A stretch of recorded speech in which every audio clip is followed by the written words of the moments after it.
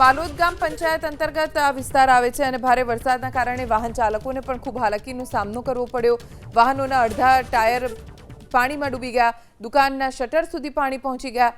Kim ગામમાં પણ અલગ અલગ વિસ્તારોના દ્રશ્યો જોવા મળ્યા જ્યાં પાણી જ પાણી છે। કૈલાશ સોસાયટી, નવજીવન સોસાયટી અને તેની આસપાસના જે વિસ્તારો છે ત્યાં પાણી ભરાઈ ગયા, જેના કારણે સવારથી જ લોકોની હાલાકી વધી ગઈ। ગઈકાલ રાતથી સુરત જિલ્લામાં વરસી રહેલા ધોધમાર વરસાદને કારણે ઠેર ઠેર જળભરાવની પરિસ્થિતિ સર્જાઈ છે। હાલ આપણે કિમ માંડવી રોડ જે રાજ્ય ધોરીમાર્ગ છે તેની પર આવેલા જીઆઈડીસી વિસ્તારમાં છે અને આ જે રસ્તો જે દ્રશ્યમાં દેખાઈ રહ્યો છે તેને અંકુર શોપિંગ સેન્ટરની ગલી કહેવામાં આવે છે। હાલ તો વરસાદ થંભી ગયો છે, પરંતુ જે રાતથી વરસાદ વરસી રહ્યો છે તેને લઈને પુષ્કળ જળભરાવા વિસ્તારમાં થઈ ગયો છે। ખાસ કરીને જે કારીગર વર્ગ હોય છે તે આ રસ્તાનો ઉપયોગ કરે છે। લગભગ 100થી વધુ નાના મોટા એકમો છે તે આ રસ્તા પર આવેલા છે। કુરસદ ગ્રામ પંચાયત અંતર્ગત આવતો વિસ્તાર છે અને જેની અંદર આ જળભરાવ થયો છે। ખાસ કરીને કેમેરામેનને કહીશ કે દ્રશ્યો બતાવે, જે પ્રી મોન્સૂન કામગીરી કરવાની હોય છે, જે ગટરો સાફ કરવાની હોય છે તે નથી કરવામાં આવતી। હાલ દ્રશ્યોમાં દેખાય છે કે પુષ્કળ મોટા પ્રમાણમાં જે પ્લાસ્ટિકની થેલી અને તેનો જે કચરો છે તે ગટરની અંદર જામ થઈ ગયો છે અને તેના કારણે છે તે આ જળભરાવ થયો હોવાનું હાલ પ્રાથમિક લાગી રહ્યું છે। કુરસદ ગ્રામ પંચાયતની અંદર મોટી સંખ્યામાં છે ત્યાં એકમો આવેલા હોય છે।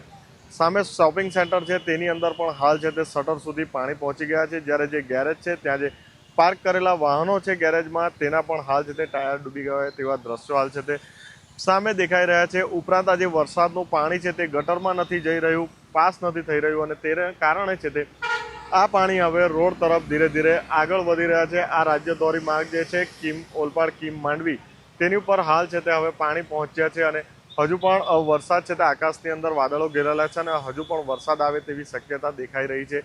ખાસ કરીને દર વર્ષની આખા જિલ્લાની અંદર આ સમસ્યા છે કે પ્રી મોન્સૂન કામગીરીના નામે લાખો રૂપિયા છે તે સરકાર પાસેથી લઈ લેવામાં આવતા હોય છે, પરંતુ કામ માત્ર કાગળ પર જ દેખાય છે। હજુ તો આજે મેઘરાજાની પધરામણી જ થઈ છે, હજુ તો ગઈકાલ રાતથી વરસાદની શરૂઆત જ થઈ છે અને તેમાં આ પરિસ્થિતિ છે અને આ દ્રશ્યો જોઈ શકાય છે કે જે વાહનો આવી રહ્યા છે તેઓ કેટલા મજબૂર થઈ રહ્યા છે।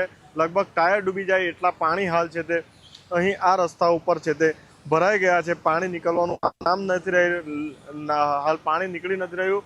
ઉપરાંત હાલ છે તે આકાશની અંદર પણ કાળા ડિબાંગ વાદળો જે છવાયા છે તેના કારણે હજુ પણ વરસાદ વરસે એવી શક્યતા હાલ છે તે દેખાઈ રહી છે। વાહનો જોખમી રીતે આ ટાયર ડૂબ પાણીની અંદરથી હાલ છે તે પસાર થવા હાલ છે તે મજબૂર બની રહ્યા છે। કુરસદ ગ્રામ પંચાયતની નાલેસી કહી શકાય અને કે પ્રી મોન્સૂનની કામગીરી કરવામાં નથી આવી।